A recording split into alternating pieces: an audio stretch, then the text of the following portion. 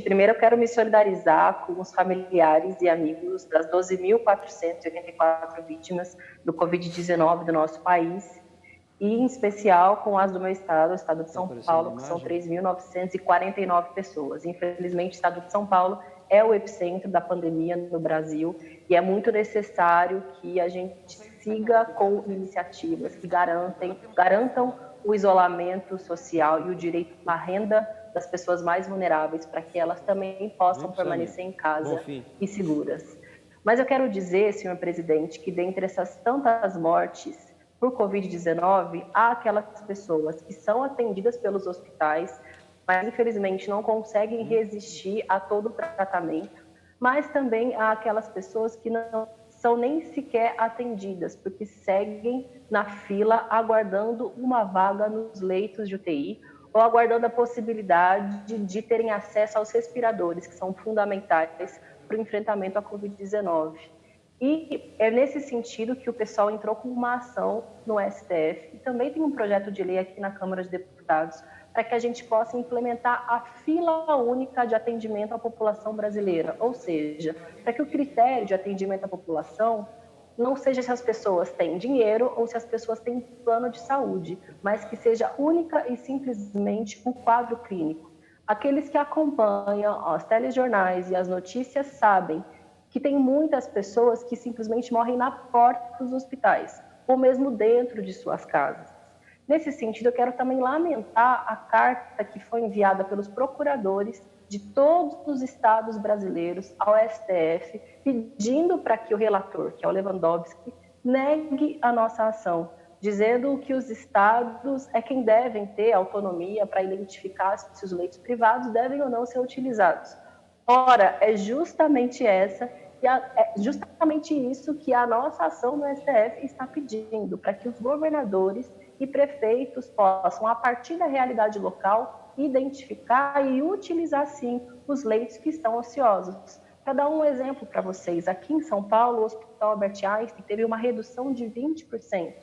da ocupação dos seus leitos nesse contexto de pandemia, enquanto a gente tem praticamente 90% dos leitos públicos ocupados. Por isso, é absolutamente lamentável essa carta que foi enviada para os procuradores, e seria muito importante que os governadores de todos os estados se posicionassem se estão favoráveis a essa carta ou não, e que dessem, na verdade, um contra-exemplo, que já tomassem a iniciativa de buscar os hospitais privados para disponibilizar esses leitos e dizer que nós, do pessoal, vamos seguir na batalha, tanto no STF, mas também aqui no Congresso, conversando com as demais lideranças para a necessidade de pautar esse projeto de lei. Registrar também que, além das pessoas que estão morrendo em função do Covid-19, há aquelas que estão quase morrendo de fome, mas que já estão passando por uma profunda humilhação. São milhões de brasileiros que até hoje não receberam a renda básica emergencial. Eu estou falando aqui, gente, de R$600, que é um valor que todos nós sabemos, ou deveríamos saber, que é um valor completamente irrisório e insuficiente para a população brasileira,